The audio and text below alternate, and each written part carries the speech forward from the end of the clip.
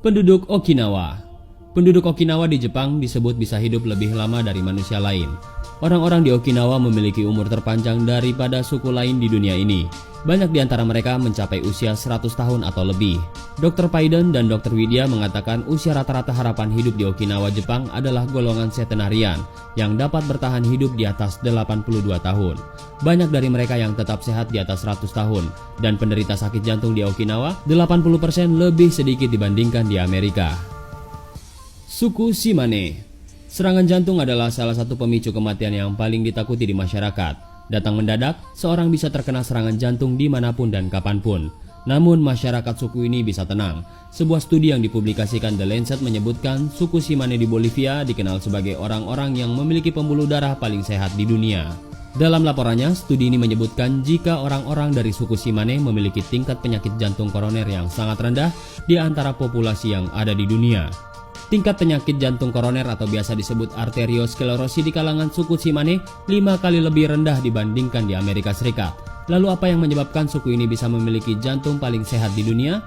Dalam studi observasinya, Profesor Kaplan dan peneliti lainnya mengunjungi 85 desa suku Shimane antara tahun 2014 dan 2015. Mereka memeriksa resiko penyakit jantung para partisipan dengan melakukan CT scan terhadap jantung dari 705 orang dewasa rentang usia 40-94 tahun.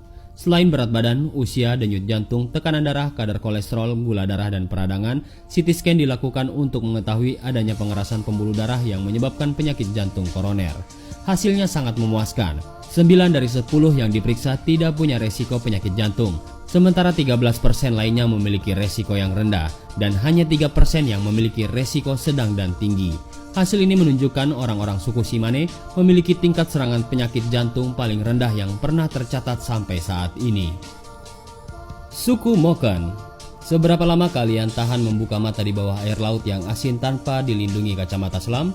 Kebanyakan orang tidak bisa membuka mata dan melihat dengan jelas di bawah air tanpa alat perlindungan apapun. Tapi hal ini tidak berlaku untuk anak-anak suku Moken di Thailand Barat.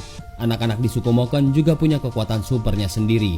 Suku Moken tinggal di tepi pantai dan bahkan dijuluki sebagai pengembara air karena kemampuan berenang mereka yang hebat. Bukan hanya berenang, rupanya anak-anak suku Moken bisa melihat dengan jelas dan membuka mata di bawah air laut. Pada tahun 1999, seorang peneliti dari Universitas Lund yang bernama Anna Gislen melakukan perjalanan ke Thailand dan tinggal bersama orang-orang suku Moken. Anna Gislen mempelajari kemampuan anak-anak suku Moken yang bisa membuka mata dan melihat dengan jelas di bawah air.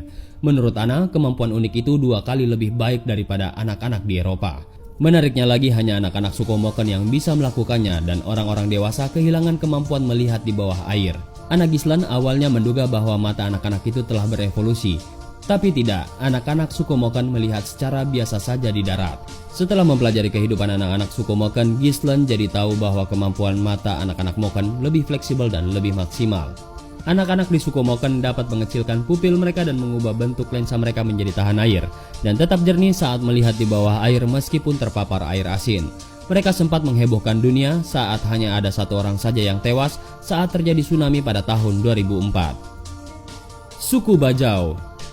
Selain suku Moken, ada satu pengembara laut yang lain, yaitu orang Bajau, yang sama berasal dari Asia Tenggara. Mereka menjelajahi beberapa wilayah seperti Filipina, Kalimantan bagian utara, Brunei, Malaysia, dan ujung utara Sulawesi. Di Indonesia, orang Bajau bisa ditemui di Sulawesi Selatan, Kalimantan, sampai Sumeneb. Kemampuan orang Bajau adalah menyelam di bawah air selama 13 menit. Mereka juga bisa menyelam sampai dengan kedalaman 70 meter dengan bantuan 1 set beban dan kacamata kayu. Tidak banyak informasi di luar sana tentang limpa manusia dalam hal fisiologi dan genetika. Tetapi kita tahu bahwa segel menyelam dalam seperti segel Weddell yang memiliki limpa yang besar yang tidak proporsional.